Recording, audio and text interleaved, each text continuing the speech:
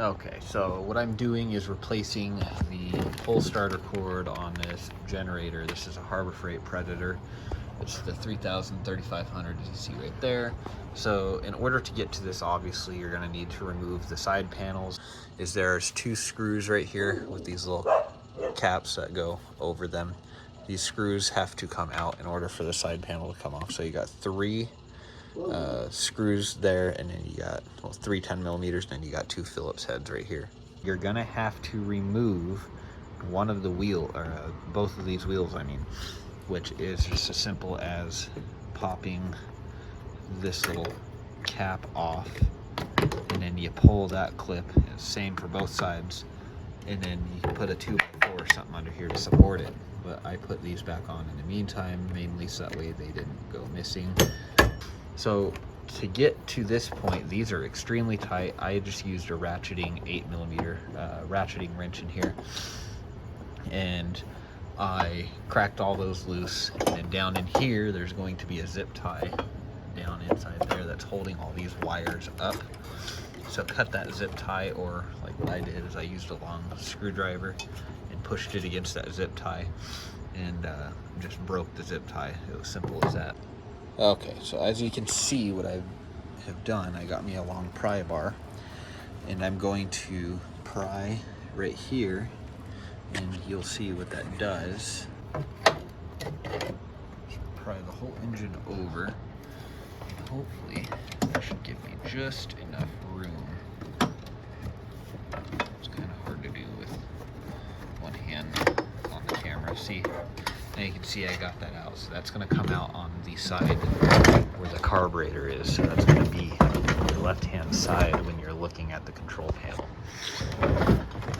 So now, go to this side. You're going to have to unplug this wire, and then you can pull your pull starter assembly out. And then now it's going to be the fun part of taking this apart, redoing it. So let's get this on the bench, and we will do that. Now that I've got this on the bench, what I will do, hold the ratchet mechanism, whoops, and I'm going to loosen it in the correct orientation.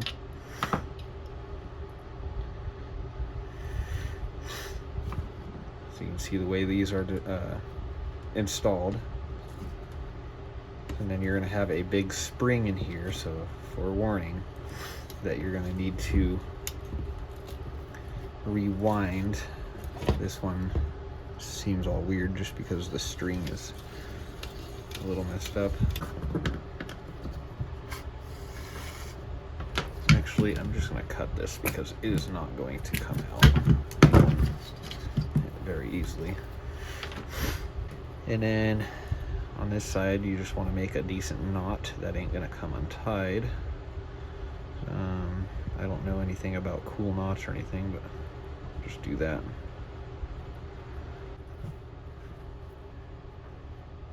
There we go. Then, of course, you want to make sure you have a crack lighter handy, because what you're going to want to do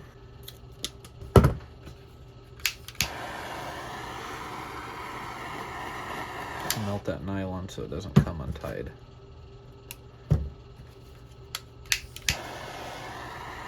Chances of this coming untied are very slim, but this is just extra insurance. So now, let's make this to where it'll go through better.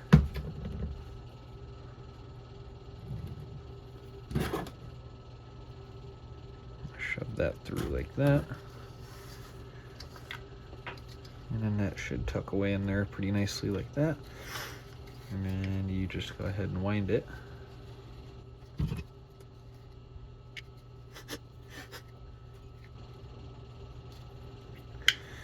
There we go. So now, assuming our spring is not broken, which it is not, so that's good, we're going to put this in here and rewind the tension on the spring, which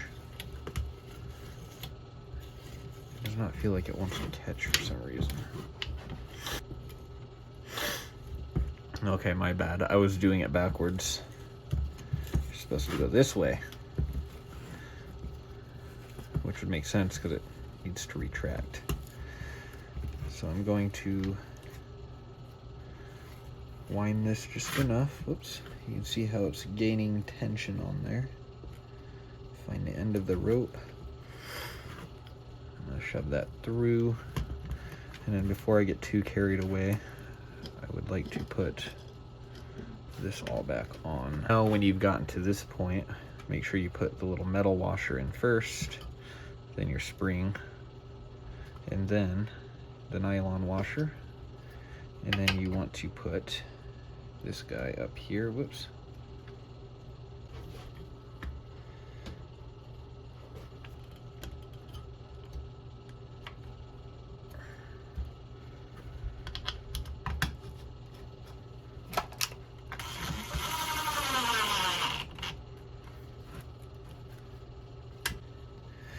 Then you want to make sure when you're doing this that you put this top piece like that. I don't know if you can see that.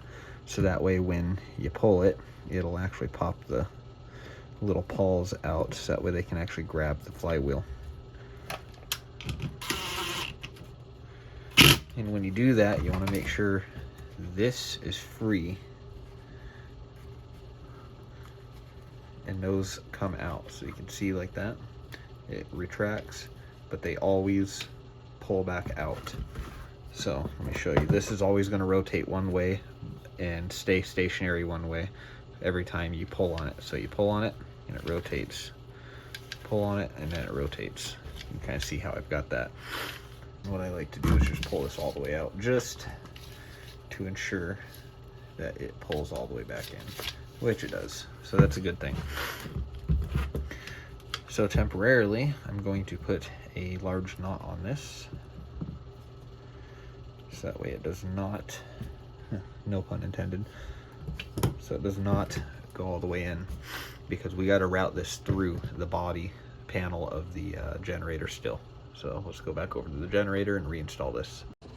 Okay, so now we're going to be reinstalling the pull starter, and when you reinstall it, you're going to want to put it in this way. With the pull rope going to the right side of the panel when you're looking at the control panel. So we're going to feed this back through like that. As you can see, I turned on the light now so that way you guys can see a little bit better, but it's kind of just sitting right there like that. I'm going to turn it around, and then this will be the fun part. As you can see, I have my foot holding the generator so it's not going to slide that way, and then I have my inner thigh, what's going to be applying pressure onto the engine mount. So now you'll see when I do this, oops, just go right in, you silly bitch. You just tilt and go in. Yep, you do. Oh, look at that.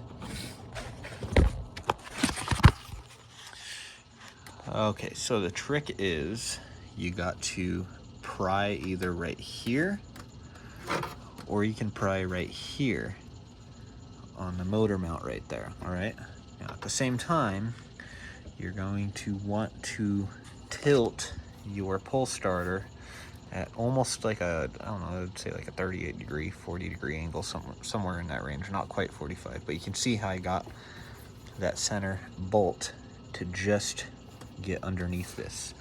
So now I'm going to pry a little more so that way it takes the pressure off that. And then don't get hung up on that piece of metal right there that the regulator is on, as you can see. There we go. Now you have your pull starter in place. So now you can quickly just test it without bolting it in. You just hold it against the engine and just pull on the cord, make sure it catches, which it does. So that's a good thing. Okay. So let's bolt this back in. Another trick too, if you don't have any Loctite available. Oh, Jesus. It wasn't coming out, and then you can see a big old glob on there. If you don't have Loctite, you can also use a little bit of silicone or RTV. Works fine as well, because basically all it's doing is It's just, it'll just dry up on the threads and kind of locks the threads in place, if that makes any sense. There we go. I got 2 in, 2 more to go. Generally, whenever you do Loctite things, you want to spray them off with like brake cleaner or gasoline or something, but these things were already clean anyway, so I'm not really too worried about that. There we go. This bolt has been Loctited.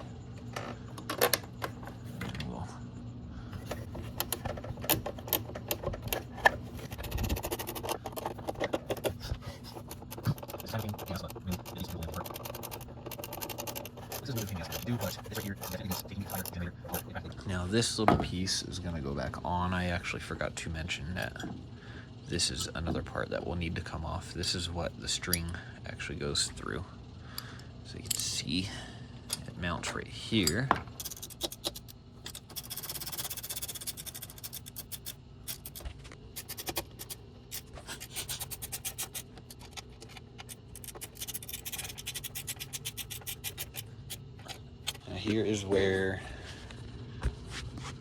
Here's where your 2x4 is going to be your friend.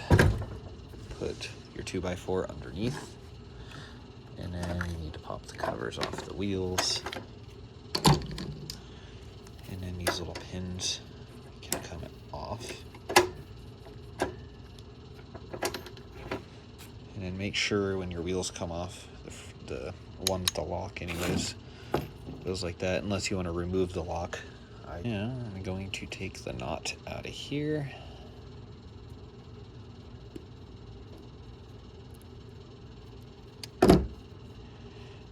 Watch me let go of it, and it just goes right into the engine. All right, so this is the part where you don't want to let this go, because if you let it go, it will go right into the engine, and then it will piss you right off. So what I'm going to do is pull this thing out, and then I believe, yeah, so I can just do another temporary knot right here. It doesn't need to be tight, just enough to keep it in place right there. And then your side panel can actually go back on. And you feed your rope right through like that. There's 2 screws right here with these little caps that go over them.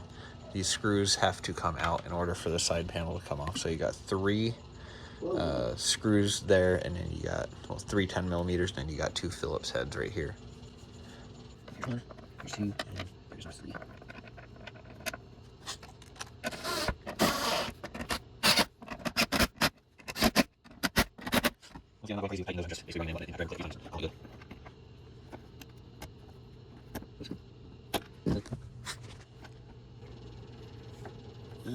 Let's see if I can do this again.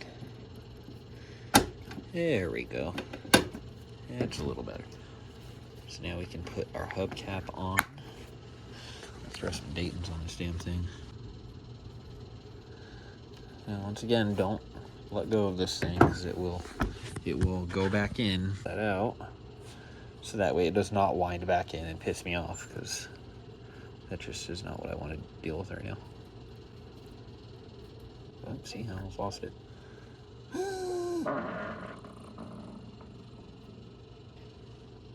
Yes, that was juicy. Slide that on through. And then we can tie a knot in this, so that way our pull starter does not take off on its own inside there.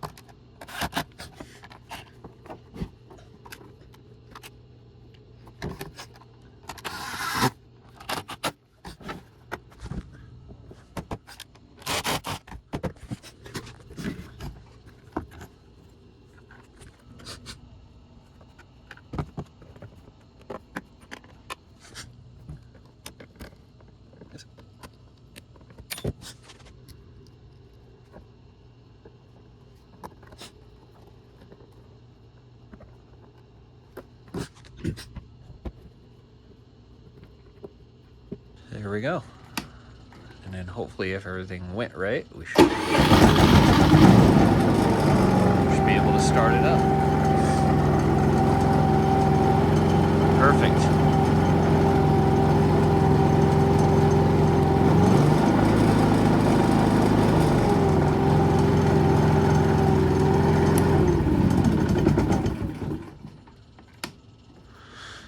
Let's see if we can pull start it. Oh, I gotta put it on to start.